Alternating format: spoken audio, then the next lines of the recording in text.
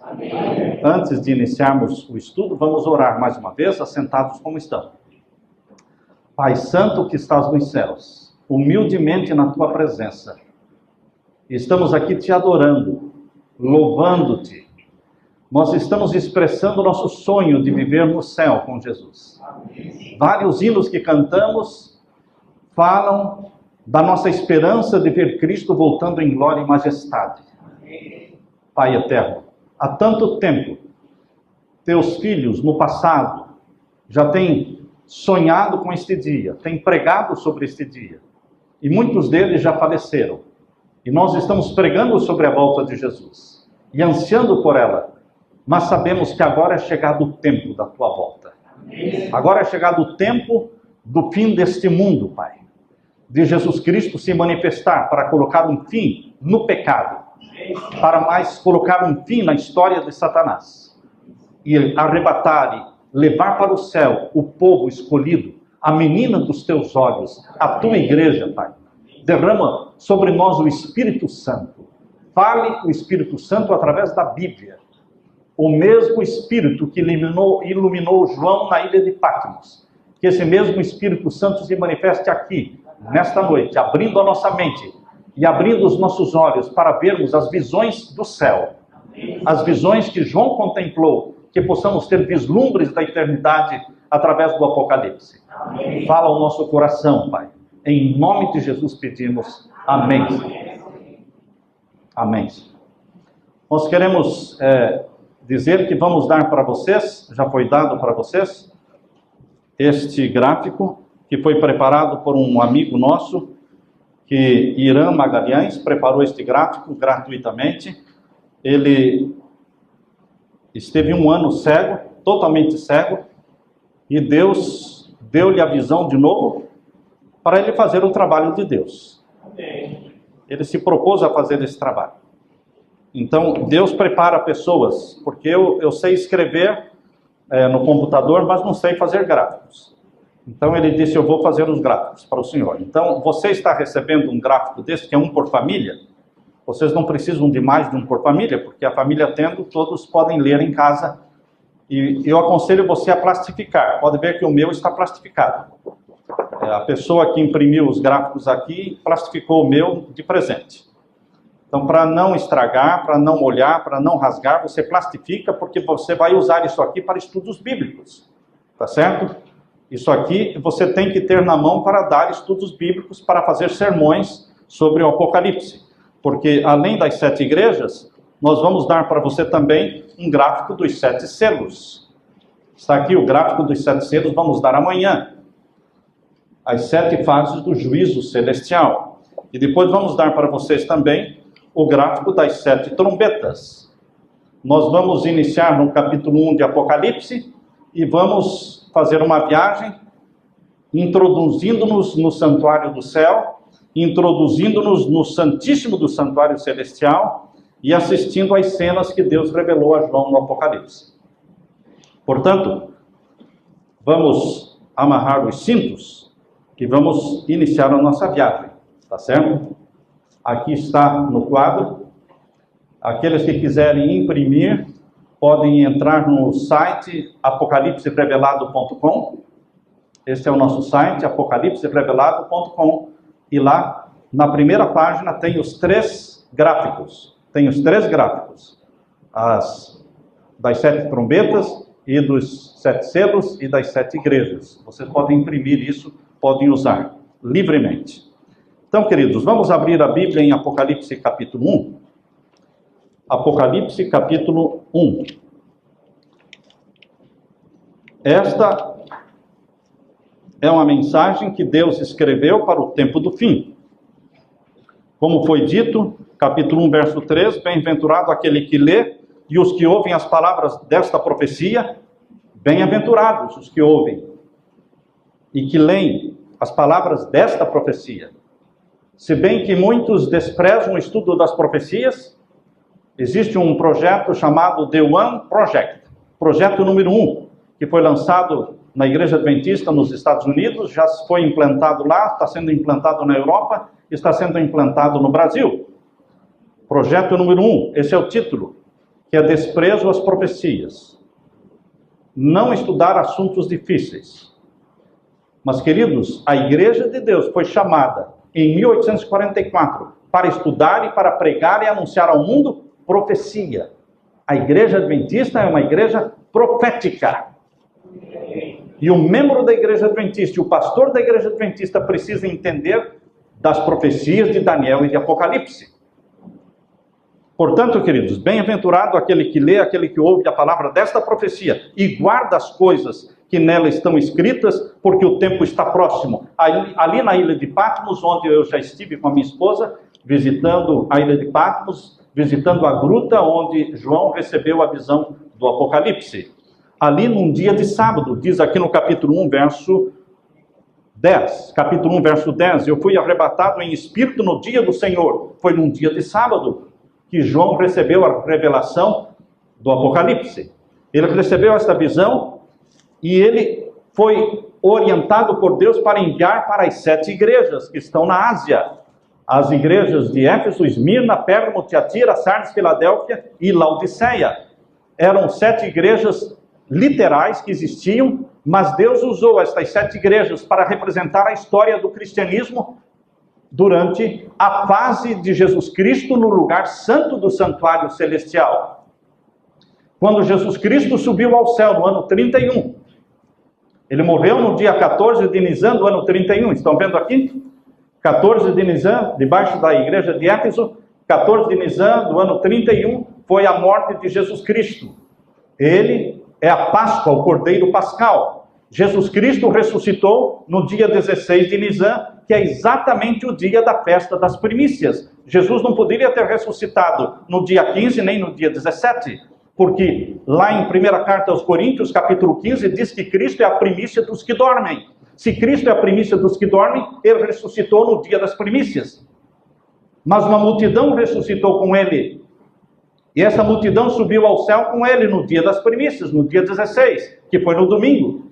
E essa multidão foi consagrada a Deus no santuário celestial, no lugar santíssimo do santuário celestial. Cristo apresentou o molho das primícias. Você pode ler isso naquele capítulo do Desejado de Todas as Nações, que fala sobre a ressurreição do nosso Senhor Jesus Cristo, onde Ellen White fala que ele ascendeu ao céu com aquela multidão e os anjos vieram adorá-lo. Ele disse: ainda não, deixe-me entrar até o meu Pai e apresentar o molho das primícias. Era o dia das primícias, dia 16 de Nisan, do ano 31. Agora, queridos, depois dele apresentar aquela multidão que ressuscitou com ele glorificada, o Pai aceitou o sacrifício do Filho. Então eles voltaram à terra e permaneceram mais 40 dias na terra, aparecendo para muitos. Não somente Jesus aparecia, mas os santos ressuscitados com ele, glorificados, também apareciam. Por isso a Bíblia diz em Mateus capítulo 27, versos 51 a 53, que aquela multidão que ressuscitou com ele, glorificada, eles entraram na cidade santa, Jerusalém, e apareceram para muitos, incendiaram o fogo e o ânimo e a fé dos cristãos no primeiro século. Foram tão incendiados que esta fé cristã se espalhou pelo mundo e chegou até você, chegou até nós. Então, queridos, Jesus Cristo, a primícia dos mortos, depois de 50 dias, do dia 16, você conta 50 dias, e então veio a festa do Pentecostes. Foi quando Jesus foi entronizado no santuário do céu. O Apocalipse foi escrito para você entender o ministério sacerdotal de Jesus no santuário do céu. Só o povo adventista pode entender o Apocalipse, ninguém mais. Por quê? O Apocalipse está centralizado no ministério sacerdotal de Jesus no santuário do céu. A única igreja no mundo que prega sobre o santuário celestial e aceita o santuário celestial é a igreja adventista do 7º dia. Quem não entende a doutrina do santuário celestial não pode entender o Apocalipse, porque o capítulo 1 de Apocalipse já mostra Jesus no santuário. Abra sua Bíblia no capítulo 1 e você pode ver no verso 12. Capítulo 1, verso 12. E virei-me para ver quem falava comigo, e virando-me, vi 7 castiçais de ouro. Os 7 castiçais de ouro representam o lugar santo do santuário celestial. Eu não preciso falar para vocês isto. que aqui está falando da visão que João teve de Jesus no lugar santo, não no Santíssimo. Quando Jesus subiu ao céu, ele iniciou o ministério dele no lugar santo. Por isso, ele foi visto andando no meio dos 7 castiçais de ouro. Diz aí o verso 13 agora. E no meio dos 7 castiçais, um semelhante ao Filho do Homem, vestido até os pés de um vestido comprido e cingido pelos peitos com um cinto de ouro. Jesus foi visto por João andando no meio dos 7 castiçais de ouro. E estes 7 castiçais de ouro representam as 7 igrejas. Diz o capítulo 1 e o verso 20. Capítulo 1, verso 20. O mistério das 7 estrelas, que viste na minha destra, e os 7 castiçais de ouro. As 7 estrelas são os anjos das 7 igrejas, e os 7 castiçais que viste são as 7 igrejas. Cristo andando no meio dos 7 castiçais, é Cristo andando através do quê? Vamos mostrar ali. Cristo andando através de toda a era de Éfeso, de Esmirna, de Pérgamo, do ano 31 a 100, do ano 100 a 313, 313 a 538, 538 a 1517, Cristo andando com o seu povo, com seus filhos, durante toda esta era, intercedendo por eles. É o ministério de Cristo no lugar santo, durante todo o período das 7 igrejas. A profecia das 7 igrejas mostra o ministério sacerdotal e intercessório de Jesus no lugar santo do santuário celestial. Portanto, a visão dada por Deus a João na ilha de Patmos, ela nos introduz no céu. Ela transporta você para o céu. E você contempla cenas do céu, visões do céu. Vendo Jesus oficiando no lugar santo, durante todo este período representado pelas 7 igrejas. Começando com Éfeso.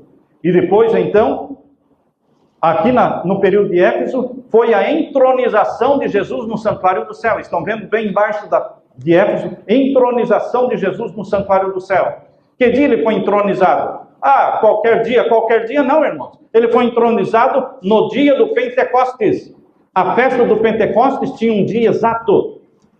E apontava profeticamente para a celebração da entronização de Jesus no santuário do céu. Ele morreu no dia 14, ressuscitou no dia 16, subiu ao céu, desceu do céu, ficou 40 dias, subiu ao céu de novo. Passado 10 dias, completaram-se 50 dias. Então houve a festa, onde Jesus Cristo foi empossado no santuário do céu, como nosso sacerdote, como nosso sumo sacerdote, como nosso advogado, nosso salvador, nosso irmão, nosso amigo, nosso tudo.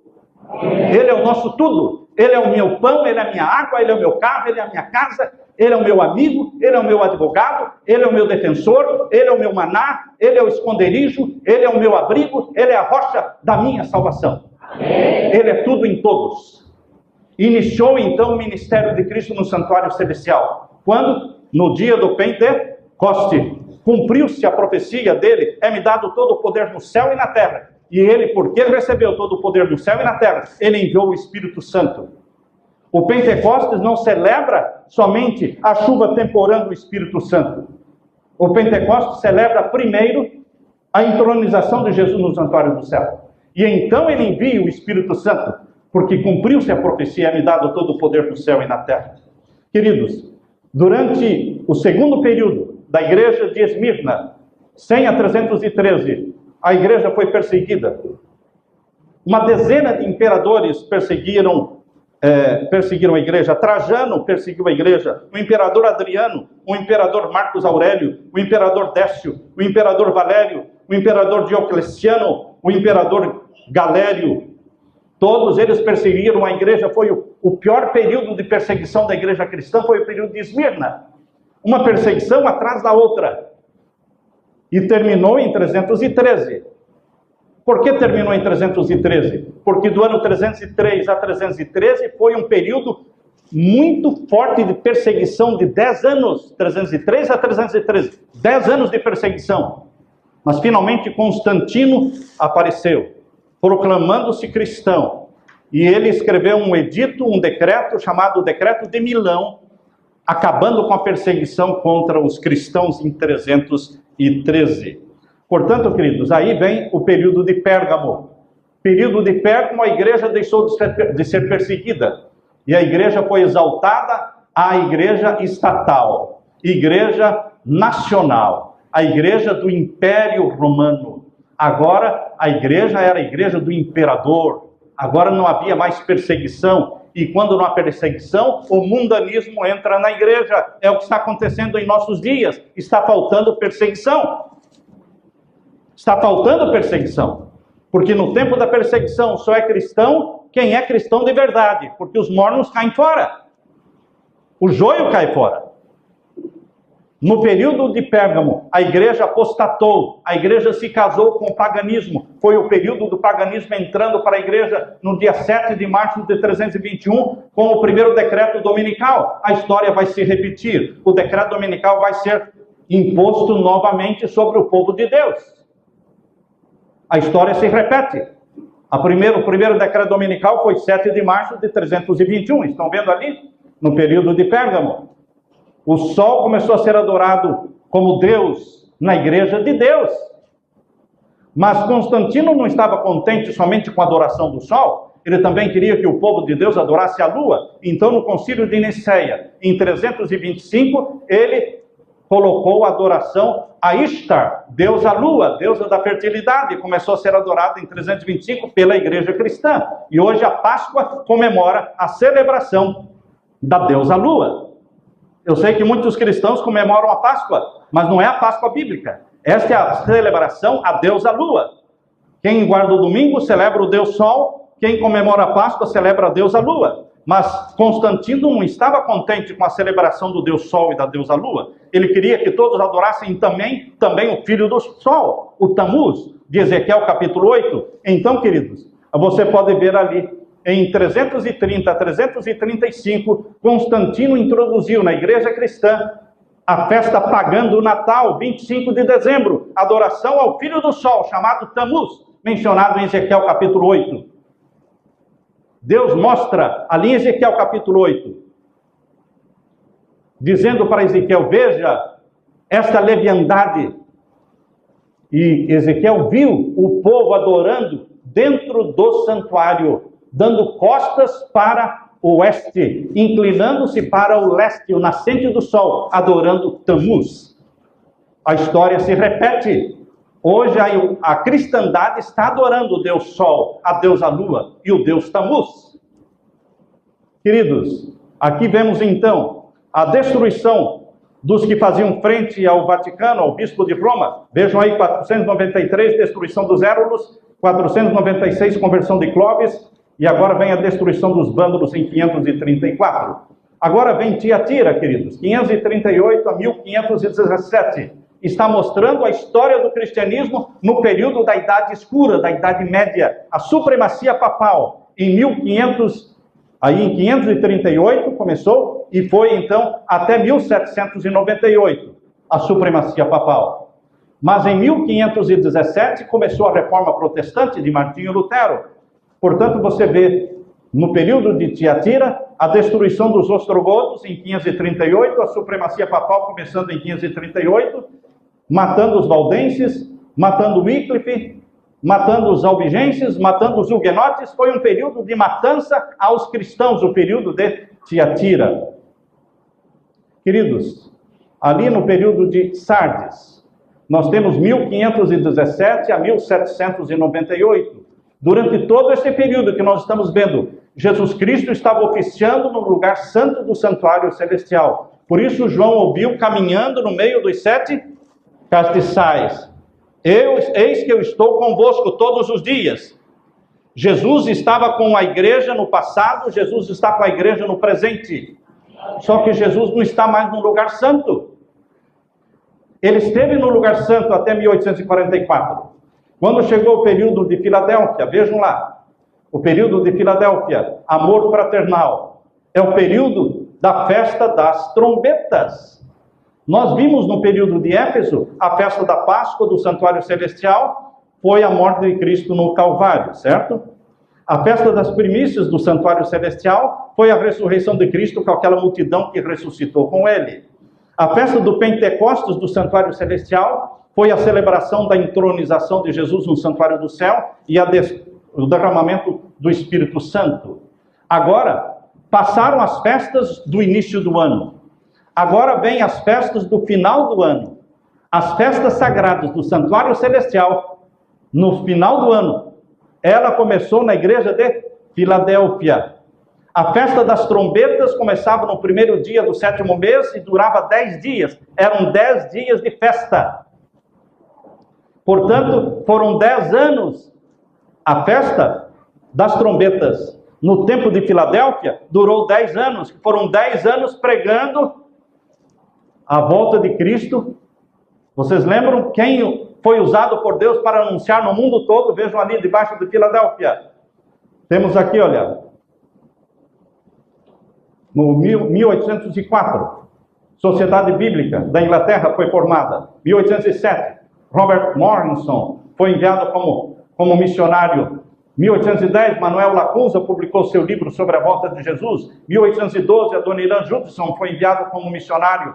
1816, Sociedade Bíblica Americana. A Bíblia foi desacorrentada, a Bíblia foi libertada e o Evangelho começou a se expandir no mundo, preparando o mundo para o que iria acontecer em 1844.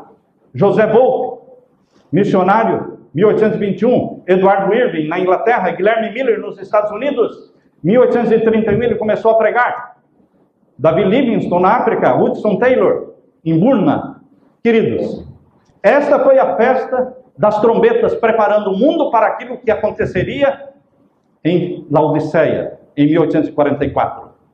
10 dias, que representam 10 anos da festa das trombetas. E agora, no dia 22 de outubro de 1844, chegou a festa da expiação. A festa da expiação do Santuário Celestial foi no dia 22 de outubro de 1844.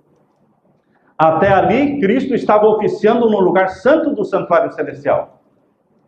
Mas neste dia 22 de outubro de 1844, Cristo entrou no lugar santíssimo. Ele não entrou pela primeira vez no Santíssimo, irmãos. A celebração, lembram-se da celebração do santuário, quando o santuário foi inaugurado no dia do Pentecostes, e Cristo foi empossado como nosso sacerdote, sumo sacerdote. Aquilo ali aconteceu no lugar santíssimo do Santuário Celestial. Quando você lê a história do santuário terrestre, você descobre que Moisés construiu o santuário. Mas antes de inaugurar o santuário, eles tiveram que ungir o santuário. Foi feita a unção do santuário, começando com o pátio, o lugar santo, e terminando no lugar santíssimo. E então começaram a usar o santuário, o tabernáculo. O santuário do céu, a mesma coisa. Antes de começar a ser usado o santuário do céu, ele foi ungido. E ele foi ungido quando? No dia do Pentecostes, que foi a celebração da inauguração do Santuário do Céu e a posse de Jesus no Santuário do Céu. Foi feita a unção. E onde foi feita a unção? Junto ao trono do Pai, no lugar santíssimo. Então muitos ficam espantados pensando que Jesus só entrou no Santíssimo em 22 de outubro de 1844. Não, queridos. Ele entrou antes na presença do Pai, para ungir o santuário. Agora, para iniciar o juízo, ele só entrou 22 de outubro de 1844. Ele não iniciou o juízo antes. Como nosso sumo sacerdote, para dar início ao juízo investigativo, ele entrou na presença do Pai no Santíssimo no dia 22 de outubro de 1844, como nosso sumo sacerdote. Ficou claro este ponto? Então, queridos, nesta data começou a festa da expiação, que é a sexta festa do Santuário Celestial. Sexta festa do Santuário Celestial. Quantas festas existem no Santuário Celestial? As mesmas que existiam no Santuário Terrestre. 7. O Santuário Celestial já está em ação, se processando a sexta festa. A penúltima. Desde quando? Desde 22 de outubro de 1844. E qual será a próxima festa? A festa da colheita, chamada Festa dos Tabernáculos, que durava 7 dias. É aquela festa da volta de Jesus, quando nós ascenderemos ao céu em 7 dias, ascendendo ao céu. Por 7 dias, Ellen White viu o povo de Deus sendo arrebatado para o céu, e numa viagem que durou 7 dias em direção à Nova Jerusalém. É a festa da colheita. terminada a festa da expiação, fechada a porta da graça, Jesus Cristo então planeja descer à terra para buscar o seu povo, colher o trigo e levar para o céu esse trigo precioso comprado pelo ouro do sangue do nosso Senhor Jesus. Queridos, nós estamos hoje na sexta festa do Santuário Celestial, desde 1844, a festa da expiação, que é o juízo celestial. Estão vendo ali? Povo do juízo, Laodiceia. Você não está mais no lugar santo do Santuário Celestial. A visão do Apocalipse o introduz agora numa porta aberta. Abra sua Bíblia agora no capítulo 4, verso 1. Capítulo 4, verso 1. Deus agora introduz o povo de Laodiceia através de uma porta aberta. E essa porta aberta que Deus mostrou para o povo de Laodiceia, para o povo do juízo, é a porta do Santíssimo aberta, para que o povo de Deus tivesse vislumbres destas visões celestiais e contemplasse dentro do Santíssimo, contemplasse as cenas que ocorrem dentro do Santíssimo, vendo um trono maravilhoso onde está sentado o Pai, e vendo 24 outros tronos onde estão assentados 24 anciãos. De onde esses 24 anciãos? 24 anciãos que foram escolhidos daquela multidão que subiu ao céu com Jesus no dia das primícias. Aquela multidão que subiu ao céu com Jesus no dia das primícias, Deus escolheu 24 anciãos que se assentam em tronos e vão participar do juízo celestial. Estão cercando o trono de Deus na sala do tribunal celestial. Por isso diz aqui no capítulo 4, verso 1, leia comigo, capítulo 4, verso 1 de Apocalipse: depois destas coisas, olhei, e eis que estava uma porta aberta no céu, e a primeira voz, que como de trombeta, ouvira falar comigo, disse: sobe aqui. Então, o que Deus faz? Deus nos introduz no céu. Você é arrebatado do céu, da terra para o céu, assim como João. E você vê como João viu uma porta aberta. Não era a porta do pátio, não era a porta do lugar santo, era a porta do Santíssimo. Porque aquela porta aberta permitiu que João visse lá dentro o quê? O trono do Pai. E o trono do Pai sempre foi e sempre estará no lugar santíssimo do Santuário Celestial. O trono do Pai era representado no Santuário da Terra pela arca do concerto com os 10 mandamentos. O lugar da arca era o Santíssimo. O lugar do trono é no Santíssimo. Por isso diz aqui, final do capítulo 4, verso 1. Finalzinho do verso 1. Sobe aqui e mostrar-te as coisas que depois destas devem acontecer. Deus mostrou a visão de Jesus andando no meio das 7 igrejas, 7 castiçais, durante todo o período das 7 igrejas. E agora, Deus diz: agora eu vou introduzir vocês numa próxima fase. Passou a primeira fase do lugar santo, agora eu vou introduzir vocês na segunda fase, que é a fase do Santíssimo. E a porta se abriu. Não antes de 1844. Por isso, os teólogos que viveram antes de 1844 não entendiam o Apocalipse. Porque não podiam entender, porque a porta estava fechada. Quando a porta se abriu, houve luz sobre o Santuário Celestial, houve luz sobre os 10 mandamentos, houve luz sobre o juízo celestial. E aqui Deus mostra no capítulo 4, verso 2. 4, verso 2. E logo fui arrebatado em espírito, e eis um trono, que estava posto no céu, e um assentado sobre o trono. E o verso 4. E ao redor do trono havia 24 tronos, e vi assentados sobre os tronos 24 anciãos, vestidos de vestidos brancos. Quem se veste de vestidos brancos? Os santos comprados pelo sangue de Jesus. Então os 24 anciãos fazem parte daquela multidão comprada pelo sangue de Jesus, que já está no céu, como amostra dos salvos. Nós já temos uma amostra, uma multidão que está no céu. Muitos pensam que estão no céu somente Enoque, Moisés e Elias. Não, irmãos. Estes nós sabemos por nome que estão no céu. Mas existe uma multidão cujos nomes nós não sabemos, que ressuscitou com Jesus e já estão no céu. E eles estão participando do juízo celestial. Estão vendo, queridos? Quando chega no tempo de Laodiceia, Deus nos introduz no lugar santíssimo, mostrando a sala do juízo. Estão vendo lá? A sala do juízo é mostrada para o povo de Laodiceia. Não é mostrado para o povo de Éfeso, nem de Esmirna, nem de Pérgamo, nem de Tiatira, nem de Filadélfia. A sala do juízo é mostrada para o povo de Laodiceia. Mas Deus não mostra somente a sala do juízo para o povo de Laodiceia. Deus, no capítulo 5 de Apocalipse, mostra o livro do juízo para o povo de Laodiceia. Por que é importante para o povo de Laodiceia a sala do juízo? Entender isso aí. E entender o que é o livro do selado com 7 selos. Porque faz parte da vida deles. É o povo de Laodiceia que está vivendo na terra nesse período em que acontece a festa da expiação. A festa do juízo celestial. O juízo investigativo. Queridos, o Apocalipse começa mostrando Jesus sendo empossado no santuário do céu. O Apocalipse mostra Jesus andando no meio dos 7 castiçais, durante toda a era cristã. O Apocalipse mostra o lugar santíssimo do santuário celestial, a próxima fase do ministério sumo sacerdotal de Jesus. Mas não para aí.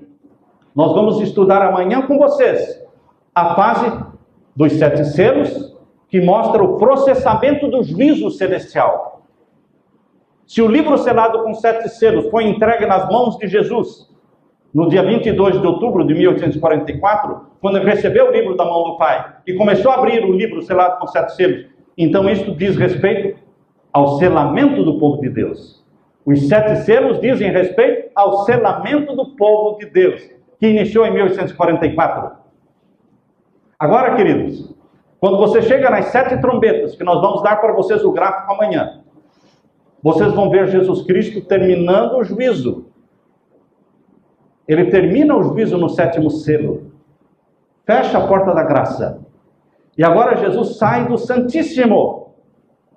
O Apocalipse mostra Jesus entrando no Santíssimo, capítulo 1. O Apocalipse mostra Jesus entrando no lugar santo, capítulo 1. Foi isso que eu falei? O Apocalipse mostra Jesus entrando no lugar santo, capítulo 1. O Apocalipse mostra Jesus entrando no Santíssimo, capítulo 5, verso 7. Vamos ler. Capítulo 5, verso 7 de Apocalipse. Mostrando Jesus entrando no lugar santíssimo. Vamos ler o verso 5 e depois o verso 7. Verso 5 primeiro. E disse-me um dos anciãos: não chores, João. Eis aqui o leão da tribo de Judá, a raiz de Davi, que venceu para abrir o livro e desatar os seus 7 selos. E o verso 7. E veio e tomou o livro da destra do que estava sentado no trono. Onde é que Jesus foi para pegar o livro da mão do Pai? Ele estava sentado no trono. E o trono representa o Santíssimo do Santuário Celestial. Então, o capítulo 1 mostra Jesus entrando no lugar santo para iniciar o seu ministério no lugar santo, andando no meio dos 7 castiçais. O capítulo 5 mostra Jesus entrando no lugar Santíssimo, recebendo o livro da mão do Pai. Será que a Bíblia mostra Jesus saindo do Santíssimo? Mostra Jesus saindo do Santíssimo quando ele termina o juízo e fecha a porta da graça. E diz: está feito. Quem é imundo, continua imundo. Quem é santo, continue a se santificar. Está feito. Não há mais graça. Quando? No 7º selo. Jesus Cristo, quando lança o incensário sobre a terra, ele sai do Santíssimo. Não há mais intercessão. O juízo acabou. A porta da graça se fechou. Ele sai do Santíssimo. E Ellen White diz que ele se demora onde? Quando ele sai do Santíssimo. Muitos pensam que Jesus, ao sair do Santíssimo, volta para a terra. Não, irmãos. O livro Grande Conflito explica direitinho que quando Jesus sai do Santíssimo, ele se demora no lugar santo.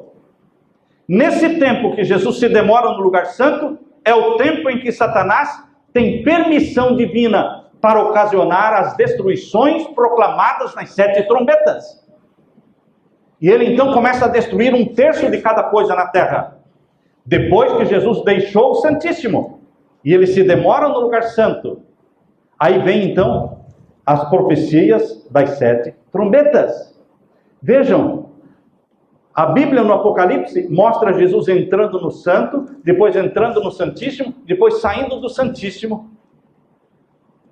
E é só no tempo das 7 pragas que Jesus deixa o santuário e volta para a terra. Só no tempo das 7 pragas. Ellen White fala, eu via que as pragas estavam caindo ainda quando Jesus deixou o céu em direção à terra. Ela fala isso. Cristo deixa o santuário do céu e desce à terra no tempo das 7 pragas.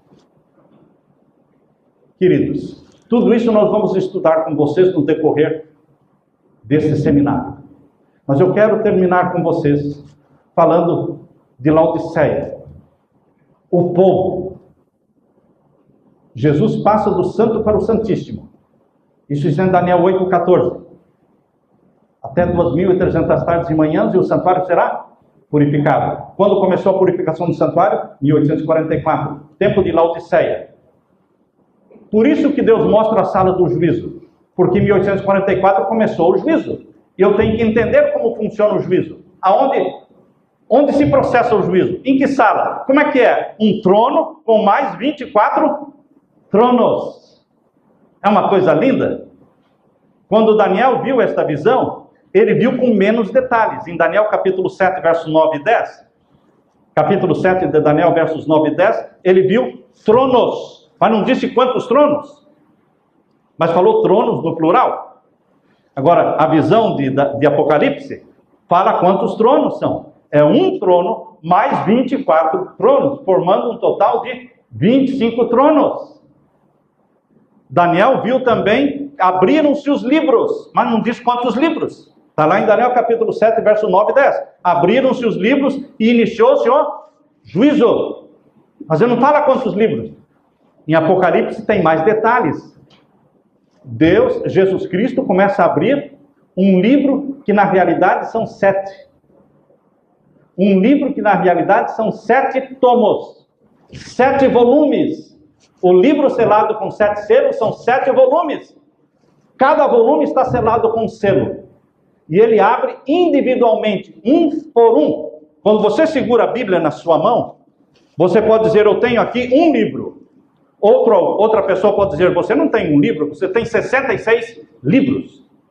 Quem disser que você tem um livro está certo, e quem disser que você tem 66 livros também está certo. Porque a Bíblia é uma coleção de livros de 66.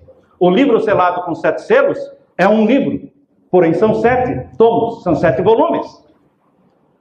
E cada selo que é aberto mostra algo que está acontecendo no juízo celestial. Até que chega no 7º selo e acaba o juízo. Fecha-se a porta da graça. E Jesus lança o incensário sobre a terra. Então, queridos, nós estamos vivendo no tempo da purificação do santuário. Mas a igreja de Laodiceia, ela é morna. Morna. O povo adventista no norte e no nordeste é muito aquecido, muito dinâmico, muito fervoroso. Parabéns para vocês. Parabéns. Mas de uma forma geral, a igreja no mundo, ela é conhecida por mornidão, por bancos vazios. E os pastores pregam e pregam para bancos vazios, porque os membros estão afastados, estão correndo atrás do seu dinheiro, estão assistindo suas novelas, estão correndo atrás dos seus planos e projetos, não tem tempo para vir à igreja, porque é uma igreja que tem a verdade, mas Satanás contaminou a igreja com a mornidão, porque ter a verdade, mas não praticar e viver a verdade não adianta nada. A igreja judaica nos dias de Jesus tinha a verdade, mas matou Jesus. O que adianta ter a verdade, mas não praticar a verdade? Mataram o Messias. Portanto, queridos, Deus quer sacudir a igreja adventista e tirá-la desta mornidão, deste compromisso com o mundo. Deus não quer a sua igreja enamorada do mundo. Deus não quer a sua igreja assistindo novela, assistindo os filmes que passam na tela quente, enfim, na sessão da tarde, enfim. Queridos, em vez de você, sábado à noite, ir para uma locadora, pegar filmes para assistir, no sábado à noite, no domingo, você deveria ir estudar, pregar, pequenos grupos, estudo da profecia. Nós não temos tempo mais para nos comprometer com o mundo. A mornidão tem que ser sacudida. Mas a igreja adventista tem também a arrogância do rico sou. Essa é a mensagem de Laodiceia. Rico sou, de nada tenho falta. Todo mundo está perdido, eu estou salvo. Ah, é? Se você ler direitinho o livro O Grande Conflito, lá diz que a maior parte, a grande maioria, a esmagadora maioria dos salvos ainda está em Babilônia. A maioria esmagadora dos salvos ainda está em Babilônia. E muitos estão arrotando, dizendo, eu estou salvo, eu sou rico, de nada tenho falta. E a profecia de Daniel, aliás, a profecia de Deus para a igreja de Laodiceia diz, tu não sabes que és o quê? Um miserável, um pobre, cego e nu. É uma arrogância espiritual. E Deus nos aconselha a comprar aquilo que Ele tem para dar. Por que Ele fala comprar? Porque você tem que gastar tempo em busca disso. Você tem que cavar fundo para conseguir o ouro provado no fogo. O ouro provado no fogo não é dado assim muito fácil. Você tem que cavar fundo na palavra de Deus para encontrar o ouro provado no fogo. E Deus vai te dar esse ouro. Mas te custa tempo, esforço, jejum, lágrimas, em busca do ouro provado no fogo. E o que mais? Vestes brancas. Vocês sabem que a Igreja Adventista surgiu em 1844. E vocês sabem também que 44 anos depois que ela surgiu, ainda estavam brigando porque não aceitavam que a salvação fosse através da justiça de Cristo. Na conferência de Minneapolis, em 1888, a briga foi essa. Tinha os legalistas que queriam que a salvação era pelas obras, e tinha aqueles que acreditavam que a salvação era pela fé em Jesus Cristo. Jones, Wagner e Armand White estavam pregando a salvação pela fé em Jesus Cristo. As vestes brancas que nos salvam, que cobrem a nossa nudez causada pelo pecado. Mas tinham aqueles que estavam, todos os pioneiros e líderes da igreja estavam ao lado do legalismo. Mas depois de alguns anos eles se arrependeram e aceitaram a justiça de Cristo. Mas queridos, hoje ainda existe muito legalismo. Mas Deus quer nos convencer de que o que nos salva é a justiça de Cristo. São as vestes brancas e o colírio do Espírito Santo. Temos que buscar o batismo do Espírito Santo. Temos que ter olhos ungidos pelo Espírito Santo. Olhos ungidos pelo Espírito Santo não contemplam cenas de sangue. Seja na televisão, seja nos jornais, seja nos filmes. Nós tapamos os nossos olhos e os nossos ouvidos para não ouvir falar de sangue. Não queremos violência. Não queremos cenas de nudismo. Não queremos cenas sensuais de promiscuidade. Nós fechamos os nossos olhos e tapamos os nossos ouvidos porque nós queremos o Espírito Santo. O Espírito Santo santifica a sua mente e o seu corpo. O Espírito Santo comunica-lhe a santidade de Jesus. E Deus está oferecendo para a sua igreja hoje o ouro do amor de nosso Senhor Jesus, as vestes brancas da sua justiça e o colírio do Espírito Santo para todo aquele que quiser. Quem quiser, venha. Quem ouvir, venha. E quem quiser, tome de graça o ouro, as vestes brancas e o colírio do Espírito Santo. Deus derrame a sua bênção sobre você, meu irmão. Amém? Amém. Amém. Aleluia.